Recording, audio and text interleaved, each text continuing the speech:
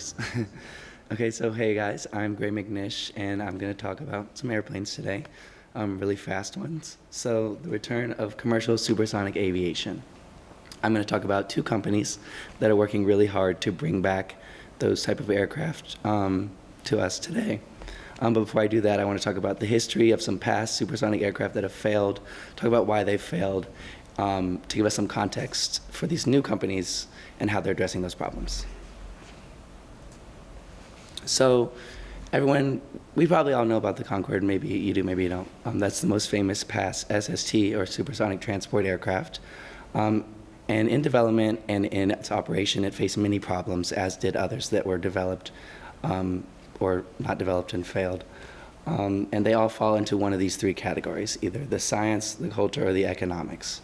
So basically for science, what I'm saying there is that engineers of the time, they really didn't have the type of technology, they didn't have the computing power, things like that to solve these really complex problems that need to be solved to bring these aircraft into fruition, efficiently at that.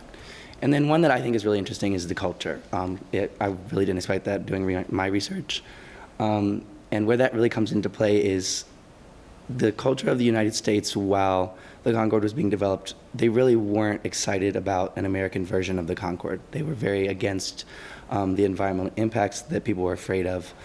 They really were not excited about sonic booms. There was really a big movement against it. And it's the same in other countries as well, and I'll talk about it later. In economics, these planes were they were very expensive for manufacturers. They were expensive for customers, the airlines, and that's the passengers. And so that was just a really huge hindrance for the aircraft from all manufacturers. So the first example, Concorde. If you don't know what it is, this is a picture of it, very beautiful aircraft. One of the main reasons it eventually failed, it actually flew for many years, so some would say that, I think it is a success in a way, so that's kind of cool. But it did have a very small market. It only flew over the Atlantic Ocean from New York to Paris and New York to London because it didn't have the range to fly over the Pacific, and it was too loud to fly over land. And in addition to that, it was very expensive. The tickets were very expensive, so not many people could afford them, so small market. But it eventually, what really caused it to fail was its manufacturer, which then evolved into Airbus, which we know today, stopped providing engineering support and spare parts, and at that point the airlines couldn't afford to keep it going, so it was retired.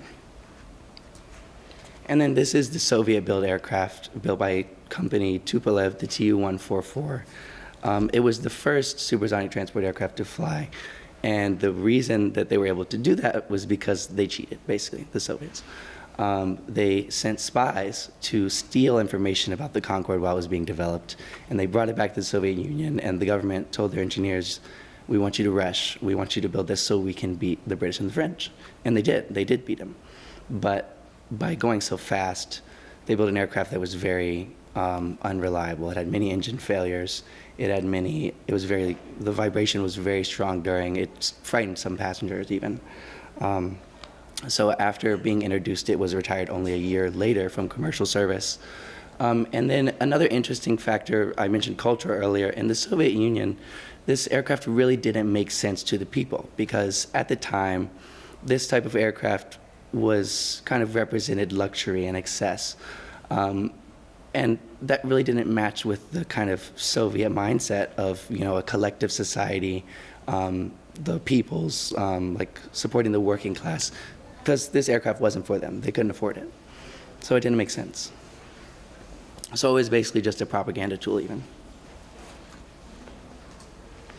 And then this is the United States' answer, the Boeing 2707. It was never finished because the FAA was so set on having an aircraft that was faster, more efficient, and could carry more passengers than the Concorde. All very high challenges, large requests, even for today. That the engineering process and design process was so drawn out.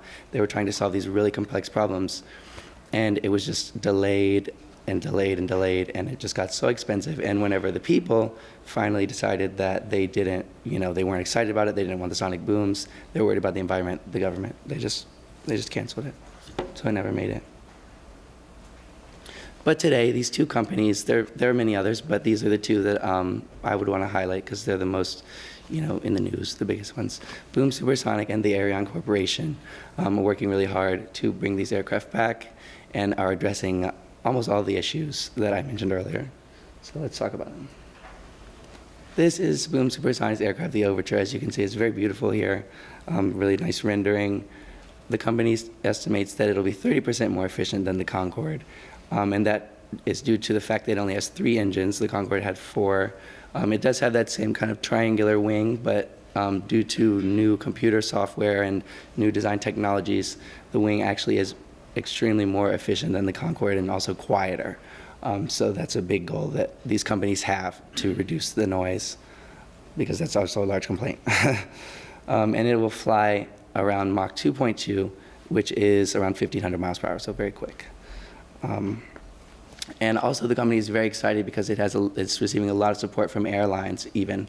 It has about 30 pre-orders from a lot of airlines that you all may have heard of, but also a lot are unnamed still. And this is the inside.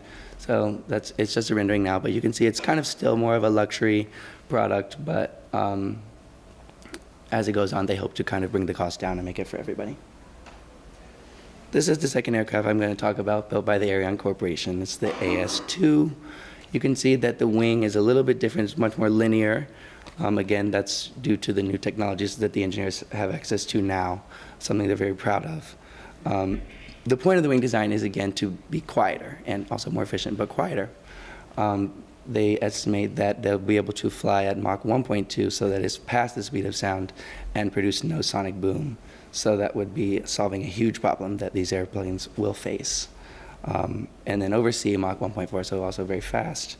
And if you didn't notice, it is a private jet, so it won't be for all of us, but it still kind of looks cool, I think. And then again, you can see it has 3 engines here instead of the 4 or however many. And then this company is also backed by Boeing and GE Aviation. GE is building the engines, and Boeing is supporting them with engineers, money, experience, things like that. So given the research that I've done, I really do expect these aircraft to be flying in the next 5 years, as do the companies. And I'm excited to see it. So, and then this is what the inside will look like. So that's pretty much it.